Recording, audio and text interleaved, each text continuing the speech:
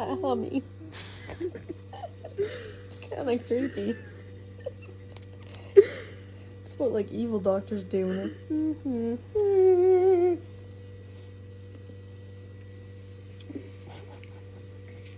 For your anchor at the wrist, you want to use 1.5 inch athletic tape, angling upwards towards the fingers and around.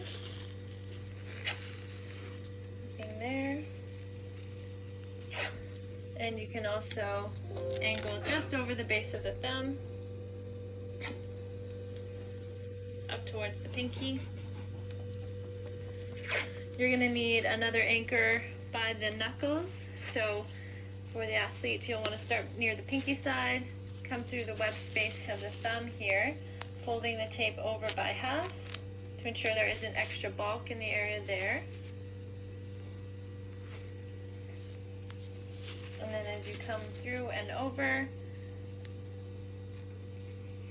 bringing the tape to the base of the thumb and back over to the palm side towards the pinky.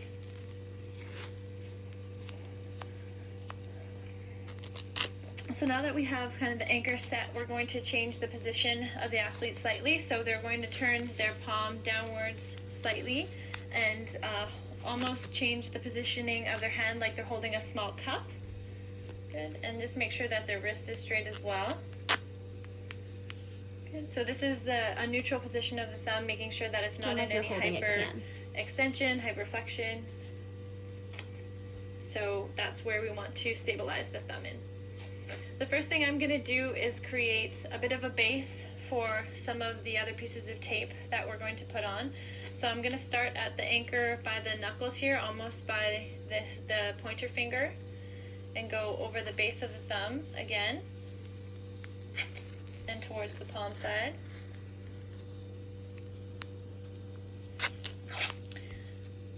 And we're just going to do one more of those to make it nice and strong. So that's going to help prevent the thumb from hyperextending backward.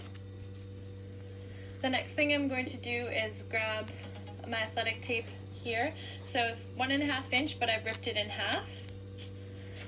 So what I'm going to do here, I'm going to start down by the forearm near my anchor and going around the web space here of the thumb. You're almost creating a pigtail-like movement or a ribbon across the thumb joint. Watch how much tension you put through there and going around the web space here of the thumb. You're almost creating a pigtail-like movement or a ribbon across the thumb joint. Watch how much tension you put through there, just because it might cut off the circulation of the thumb. And place that down. And then you're going to want to do the same thing on the opposite side. Coming across the thumb joints, almost creating an X with your last piece of tape.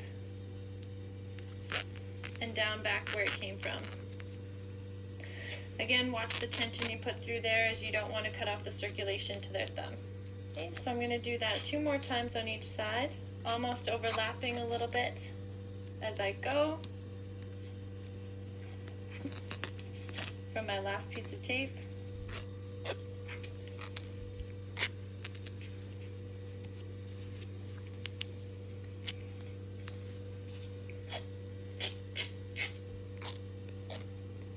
And the last one there. Overlapping again, and just being careful not to place it too tight. So once those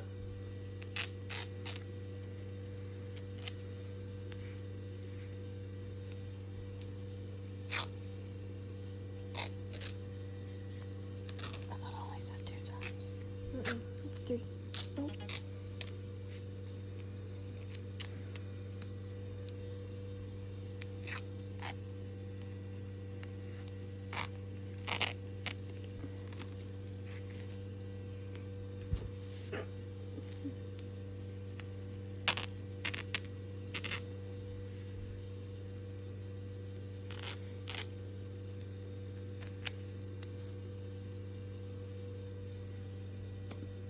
those are in there, I'm going to close it up a little bit with this smaller tape as well.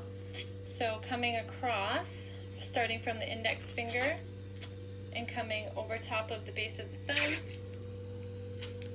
back towards the palm side.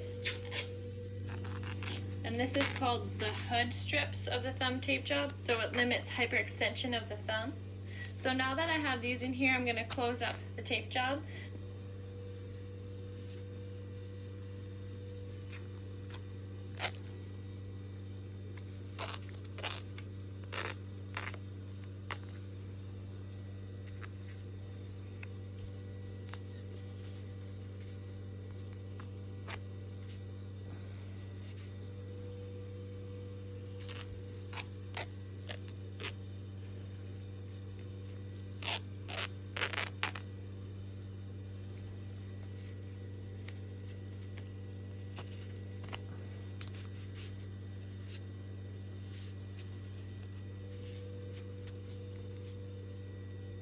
Starting down below where I began with that angled strip towards kind of the center, the middle finger, coming up.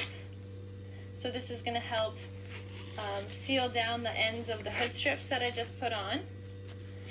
And then my last piece of tape is going to come back through from the pinky side, right below the knuckles, through the thumb space again, folding the tape over by half, and coming around by the base of the pinky, and I'm going to rip on the top of their hand so that there isn't any chance of any of the equipment they're using during their sports peeling off that last piece of tape. Once you've finished your thumb tape job, make sure that it's functional enough to limit the range of motion that you intended it to limit. Also make sure that it's functional for the sport that the athlete's going back into play. For more information, videos, or tips, visit sportmanbc.com.